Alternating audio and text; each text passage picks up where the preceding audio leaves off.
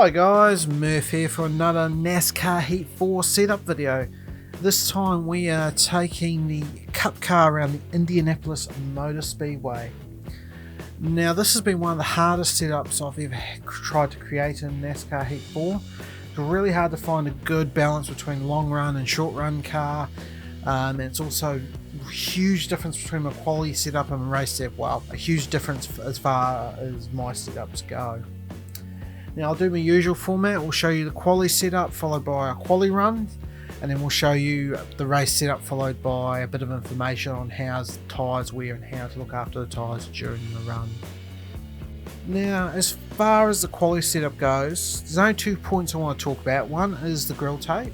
You can probably get away with going up by another 5% on it, but you run the danger of running out of horsepower coming down the straight to the line.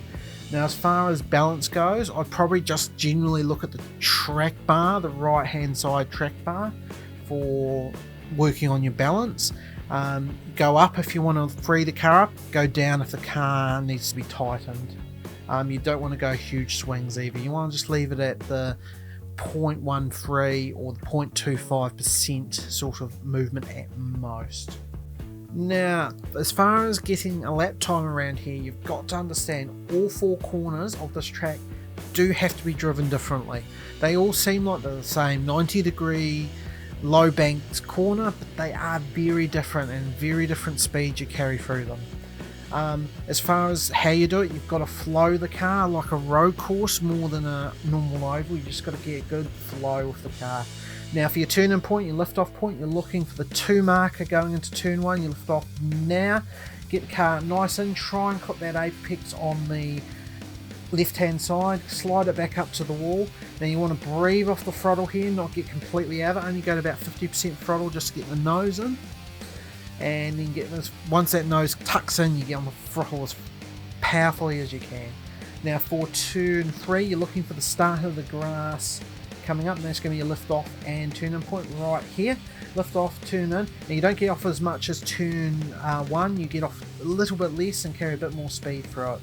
Now for turn 4, it's a little deceiving. It's a corner that you feel like you can carry more speed in, but this wall on the outside tightens up quite quickly, so you can't get on the throttle as early as you feel like you can. But anyway, that's a quick lap of the Indianapolis Motor Speedway, 51.101. and that gets me pole position against the AI in this race. Now we move on to the race setup. I have made quite a few more changes than I normally do from a quality setup to a race setup. I normally keep them pretty close, but this one's had to have wholesale changes.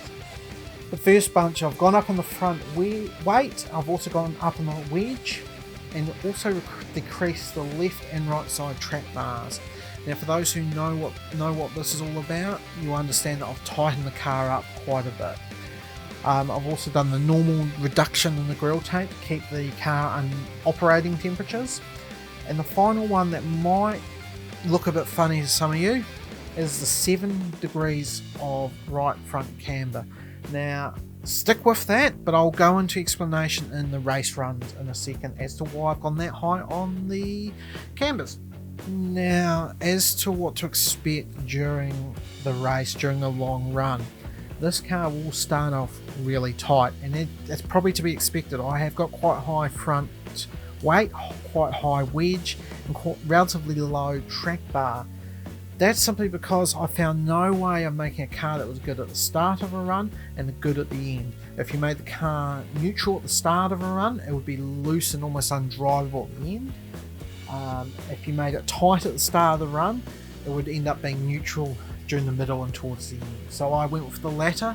So the car will understeer. You won't be particularly fast on the short run, but the car will come to you.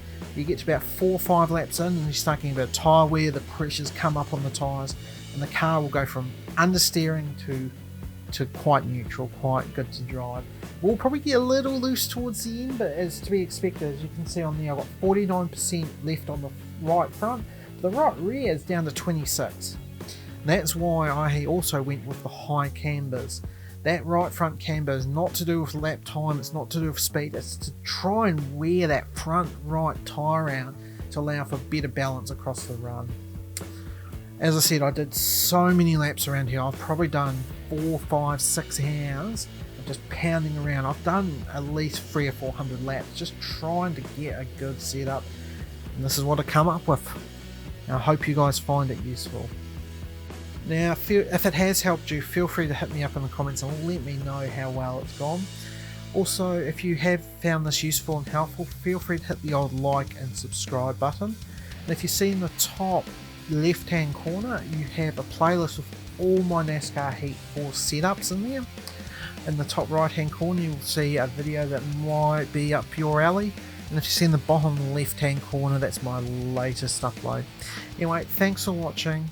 Hope you had a good one. Ciao.